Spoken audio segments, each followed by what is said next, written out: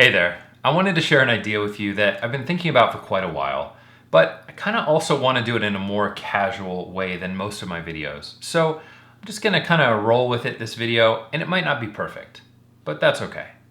Break the twitch. Today, I'd like to chat with you about what is and what is not.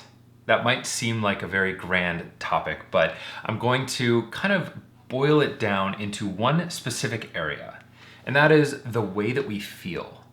Break the Twitch, for me, has been this experiment in understanding discomfort. If I crave sugar or if I want something that isn't healthy for me, that I impulsively want, that might be a twitch. It might be that impulsive response to some level of discomfort. That discomfort might be, I don't know, hunger. It might be a craving for sugar. It might be loneliness. It might be the desire to check social media and just see what's going on because we're uncomfortable in our current stance. We need to fill our time. Or it might even be the discomfort that comes from stillness, from not having anything utilizing our brain space other than our own thoughts. That can be a pretty uncomfortable thing. So when it comes to the things that are and the things that are not, I like to think about assessing our thoughts, assessing our feelings, and simply being in them. Essentially, nothing is inherently good or evil. Everything on this earth just simply is. We kind of assign these ideas to the things that we know, and we tell them if they're going to be good or bad. So this post-it note is not good or bad. I guess I could write something good on it, or I could write something bad on it, or I could decide that it's harmful to the environment because it's paper, or I could decide that it's helpful for my business because it allows me to share ideas and mark things on the board and get ideas out that I can then share with you. So inherently, nothing is really good or evil, they simply are. And so when we start to think about our own ideas, our own feelings, and our own discomfort, I like to think about acknowledging those things as simply being. So often we feel a level of discomfort and we want to fix it. The twitch is essentially a way to fix that discomfort as quickly as possible. If we're uncomfortable in a social setting, take out our phone really quick and it sort of hides us from public view. If we can learn to sit with that discomfort and not let it just drive us to the quickest, most impulsive solution to that discomfort, we can start to understand and start to really get at the root of whatever that discomfort is coming from. Usually the twitch is an impulse that is not a productive solution. So we try to find things that will cure our hunger, that are quick, that might not be nourishing, or we try to just keep ourselves distracted, or if we have the feeling of want, we just buy the thing we want instead of wondering, why do I want this thing? And what will it get me in my life? Where will it go? What will it do for me? Will it solve a problem that I can't solve on my own? And so I think that we should take time to observe that discomfort. And instead of saying that it's good or it's bad, or especially trying to make the discomfort go away, we should simply observe the discomfort and accept it. I've sort of started to learn this concept that simply goes like this, and that's okay.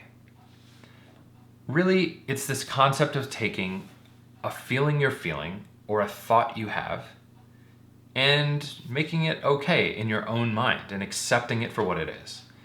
So imagine you're hungry and all there are sweets and things that you don't really want to eat. You can say, I'm hungry, and that's okay. It's okay to feel hungry. It's okay to feel hungry for a little bit and accept that discomfort because it is uncomfortable to be hungry. I totally understand. Other examples are, I'm uncomfortable in this social situation, and that's okay. Or I feel nervous right now because I'm about to have to stand up in front of my company and give a presentation. I feel nervous, and that's okay. I think this idea that it's not okay to be nervous or that it's not okay to be excited or scared or not feel safe.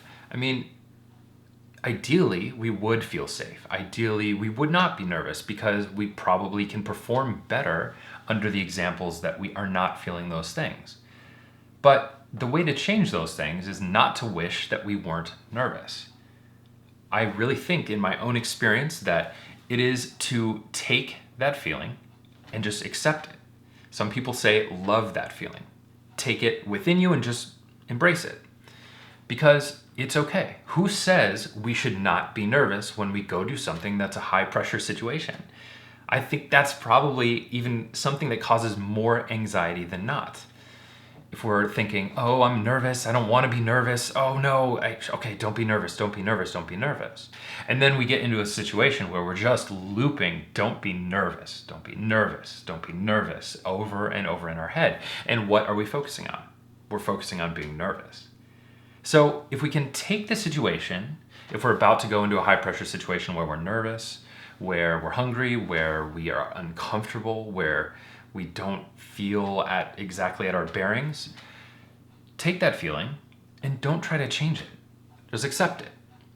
For me, it's been this really interesting journey because even though I've done a pretty good amount of public speaking, I'm making these videos where it can be really uncomfortable sitting in front of a camera, staring right into the lens.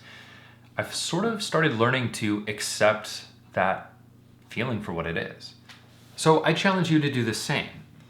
If you're in a situation where you feel like you're going to twitch, or you feel like you're going to get anxiety, or feel just something coming on that you don't want to feel, that level of discomfort, I challenge you to don't try to push it away.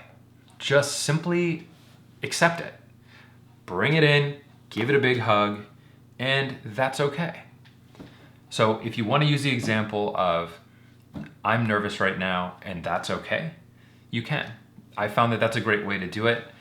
And if you want to come up with your own way to sort of embrace the feelings that you have, please do that as well.